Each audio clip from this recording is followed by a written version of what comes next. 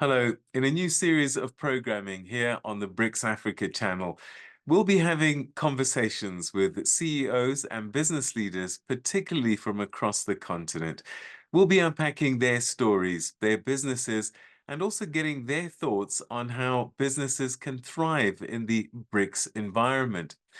Our first conversation is with a man who's widely regarded as a foremost leader in marketing and branding, a thought leader, Tebe Ikalafeng. He's the founder and chairman of the Brand Leadership Group.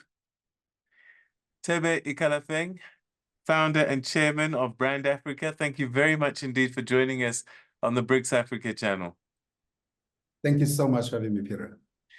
Tebe, let's start with your professional career. You have become internationally recognized brand and marketing expert and thought leader. Did you find marketing or did marketing find you? Oh, I found marketing in a nightclub. So I was studying accounting at Vets and I moved to the US and I met an old friend from South Africa that I met at its university a few years earlier. And I found him in a nightclub in Ohio. And he says to me, "Oh, you are here as well?" I said, "Yes." He says, "What are you coming to do?" I said, "I'm going to finish my accounting degree." And he says to me, "But Tebe, you don't look like an accountant." He says, "You're more like a marketer." So he says, "Don't come with that nonsense about you coming to do accounting. It's not going to work for you." So you listen to these things, you are young, early 20s, just goes over your head. You have your drink and you move on to the next engagement. So I ended up in varsity, where I thought I'm going to have 2 years to finish my accounting degree, but I ended up redoing a whole degree and focusing on marketing. It found me. I did not go for it. You know, your story is similar to mine. I'm also an accountant by training, but what I find with accountants, you end up doing so many other things. Be that as it may, I think also what helped you, and I wonder if that's the case, is that you started working in a very strongly branded type of business, Colgate-Palmolive. Do you think when you look back, that really set you up? Well, I think it was an exposure to branding. First in New York, on the main street, 300 Park Avenue. So being exposed to the concept and idea of a brand, because as a young African, we grew up with Colgate, we grew up with Coke, we grew up with all these interesting brands. And now I'm actually at a company that makes them, but that curates the experience and the story of what Colgate is all about. So I think it was perhaps the first conscientization, if you will, of brands. But I think the ultimate conscientization of brands is my last corporate job, where I was for the last 6 years, where I was chief marketing officer for Nike for the continent. I think from the exposure at Colgate to the explosion at Nike, if there's a way to look at it, you would say that is perhaps how I ended up in branding. Some might say that branding is something we're starting to really sort of get to grips with on the continent, and accountants don't quite often know how to deal with this on the balance sheet because it is a made-up number, but it is a number that has real value. So are we as businesses on the continent starting to appreciate that marketing isn't just about putting an ad, but that this brand element is equally, if not more important sometimes? Well, I think so. If you look at the market capitalization of a brand like MTN, which is one of the biggest, if not the biggest company in the continent, with 17 countries and serving over 250 million consumers across the continent, helping them to connect and to do commerce. If you look at that business, I think its market capitalization on the Johannesburg Stock Exchange is about 150 billion or something like that. In a recent brand valuation of MTN, it was established that 45% of the driver of the MTN business is the brand. So if you look at 150 billion, 45% of it being the brand, which is about 68% or so of the value of MTN is the brand itself. So I think businesses like the MTNs, like the Dangotes, like the Equity Bank in Kenya, Dangote in Nigeria, Flow in Nigeria, South Africa's got multiple brands, DSTV and et cetera, Standard Bank. They are conscious of the idea of what the brand means, because the brand in its simplest form is your reputation. And if you're a business like the ones we've mentioned now, if your reputation tanks, so does your business. So if you have that understanding that a business like BlackBerry, which we all absolutely swore by, their major promise was, we will never ever go back. We'll never ever go blank on you or black on you. We will always, your information will be safe with us, and we'll never be ever blackouts. The one day they had a blackout, they've never ever come from that, because they'd broken the fundamental rule about brands, which is it's a promise made and a promise delivered. It's your reputation. So when they were not able to deliver on that promise, it was the beginning of the end for that brand. Okay, so after Nike, you started a business, you became an entrepreneur, and we'll talk a little bit more about that. But what I do know is that one of the things that you're passionate about is this non-profit Brand Africa that you formed. Tell us about that. Why create it, and what are you trying to do? I started Brand Leadership, the main company, not so much as entrepreneurial, but more as an advisory, hoping to help South African at that stage, or African brands to create strong brands. At that stage, I wasn't as specific as I became later. I wasn't as specific as saying it has to be strong African brands or strong South African brands. I was more about, I've come out of 2 great international brands. Let me go consult to other brands, including the international ones. And within 8 or 10 years, I began to see the trend that the international brands, or I've got a gut feeling that the international brands are doing much better than non-African brands. But I didn't have a metric. So I founded Brand Africa, but I founded Brand Africa in 2010 on the back of the World Cup in South Africa. And the point there, or the opportunity there was, let's build on this momentum of a strong South African and by extension African brand, of how South Africa delivered, or Africa delivered, the World Cup in a world-class way, without any glitches. Became one of the best, most successful World Cups. I said, let's build on this momentum to tell a better story of the continent. So that's how I founded Brand Africa. And I said, let's look at Brand Africa as a pan-African movement to shape the narrative of the continent. I evolved that with time. It now became a brand-led African agenda, because I then established, with the first survey that I did in 2011, and then it was only around 11 countries, I established that the majority of the brands that Africans admire are non-African. I then said, well, I need to pay a bit more attention to this. So that's how the journey of Brand Africa even has evolved. So, and I wanted to keep it as a non-African, not to consult, because I wanted to have an independent view. Because as soon as you're commercial in that space, people can buy interest into you. They can buy interest into the idea. But I wanted to maintain and still do, 14 years later, luckily, I've been able to partner with people like Kantar, which is the biggest research company, Geopol, the biggest mobile research company in the world, BCW, which is a big PR company. So an African business, the biggest print channel across the continent. I partnered with them to say, come along on this journey. Every year, let us tell the story of how we're doing. And we know how we do it. Only 15% of the brands that Africans admire are made in Africa. So the journey is quite steep, and we got far to go. What do you think? What can we ascribe that to? Sometimes we can just say colonialism, apartheid, you name it. But I just wonder if we can change that mindset. I remember growing up in the UK, there was a time where there was a whole campaign about buy England, buy GB, buy UK. And slowly but surely, people started to change and become a bit more patriotic. Can we do that on the continent? We have no choice. We need to. because if only 15% of the brands we admire are made in Africa, it means that 85% of our identity is associated with the non-African ideas. So it means that, because what also brands do, brands are also a reflection of how you see yourself. They're part of your broader identity. So it means that 85% of your identity is non-African, yet you are located in Africa. You can only be African, even if you can acquire passports everywhere else, you will still be seen as an African.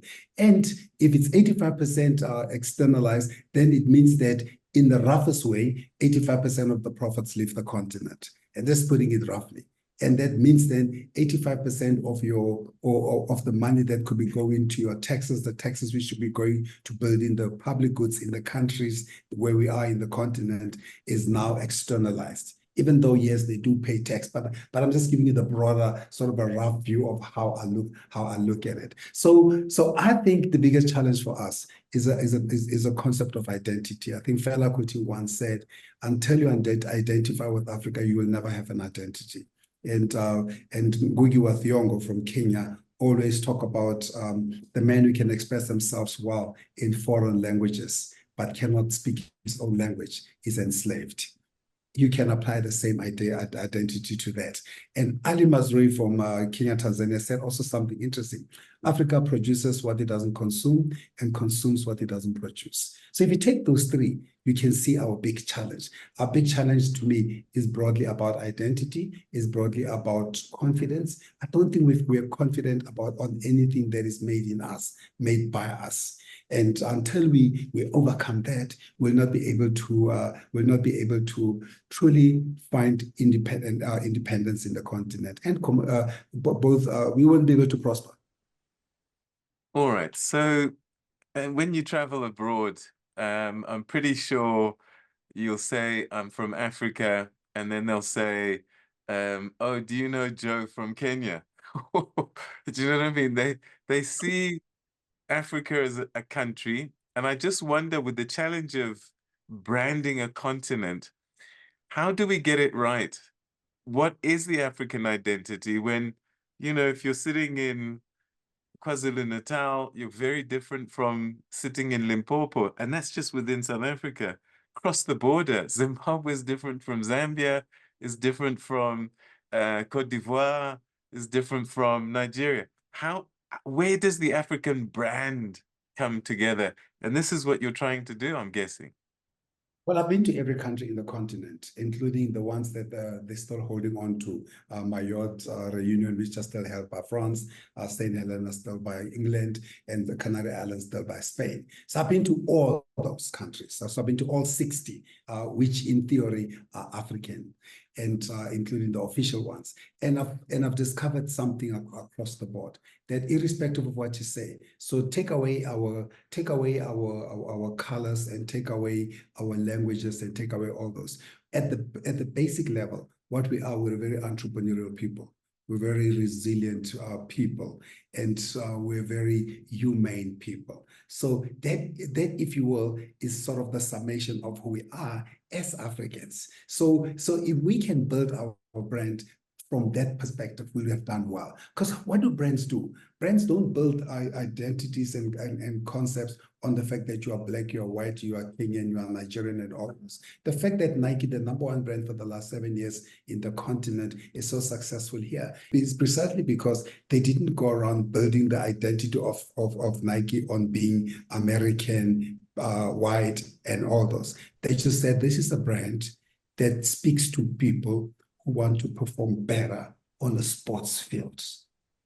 So part of building the African brand is then asking us the question, is that in building this question, how do we package that entrepreneurial spirit of Africa? How would we, or that resourcefulness, if you will, because that's us. We are very resourceful if you look at us. And that humanity that it just comes naturally to us, and we color it with the diversity of Africa. So what the different countries do, they just add color. They put the diversity to us. That's who we are. So the challenge that we have is that we are still concerned with the borders which were imposed on us in 1886 in Belgium.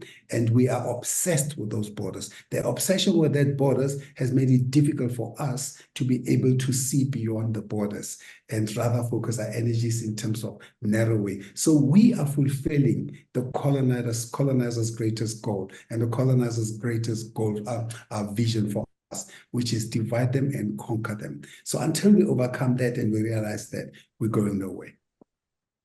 If we were to do the right things and build this powerful African brand, how will it translate into changing lives, creating jobs, and I don't know, creating this positive energy, which I'm getting from you as you talk about our continent?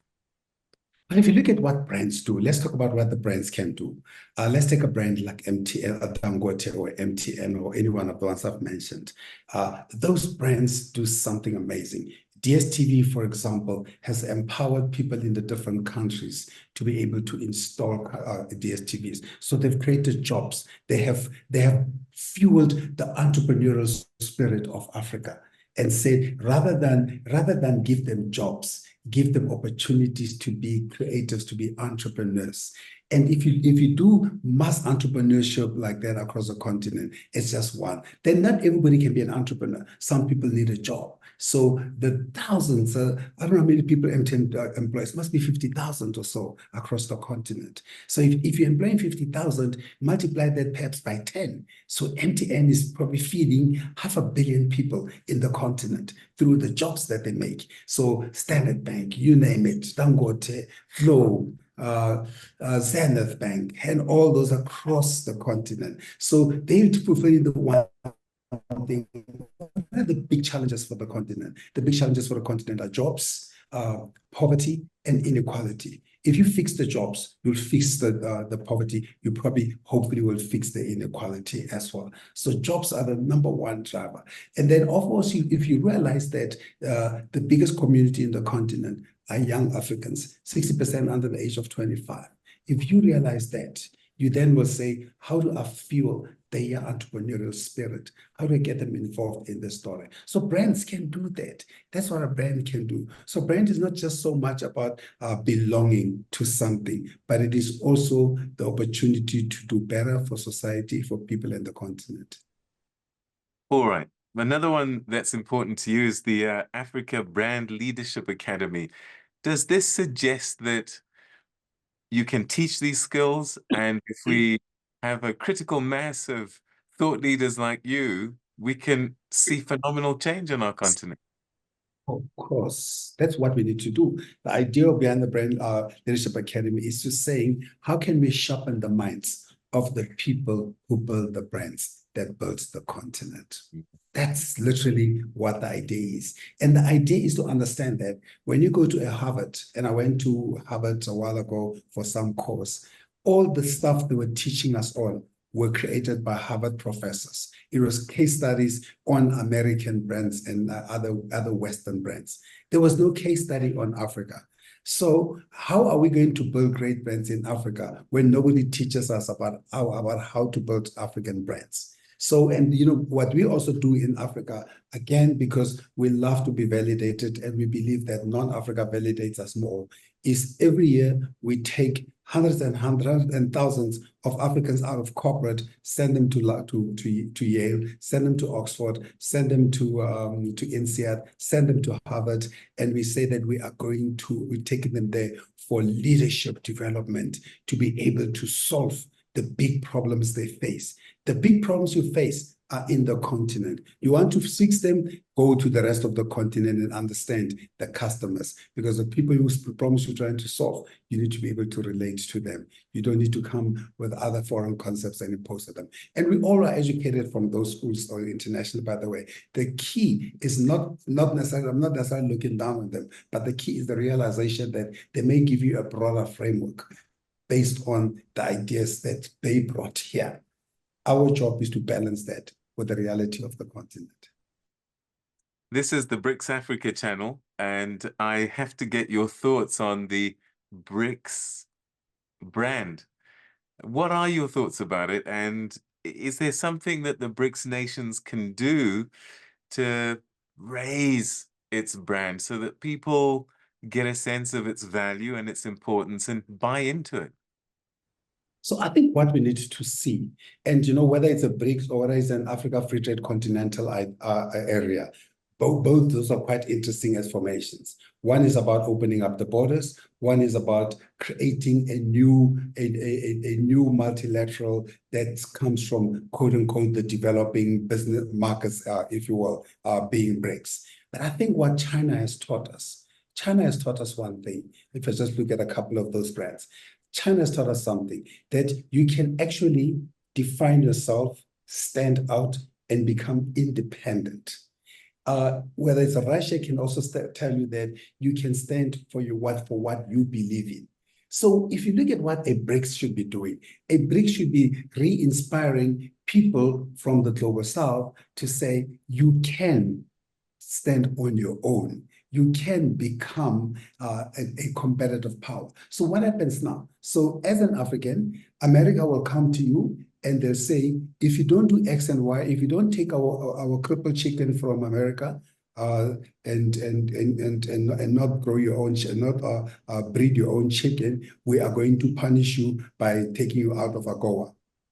If you don't do X, Y, Z. So a BRICS gives us a balancing power, a balancer. A BRICS gives us another resource, if you will, another partner, another way in terms of how we as Africans can stand for ourselves and create our own future and fortune. And that's, to me, that's very important, because I think for too long we've relied too much on the World Bank, on IMF, on America, on England, on all those countries, on EU, and every year, what do? They haul us, they haul our presidents all the way to Europe, Africa, China, Africa, Brazil, Africa, whatever it is. If you want to talk about Africa, you ought to be in Africa to talk about Africa, because opportunities here. Similarly, the way that we want to talk about China, we need to go to China. To Russia, we need to go to Russia. That's what we can do. What BRICS needs to do differently. Right now, I think it's still seen primarily as sort of a political formation and less as a development of resource, if you will. It needs to transcend being just politicians getting together. Next year, we're getting together, we're in Russia, and just speaking big policies, speaking big ideas. We now need to ask ourselves a question.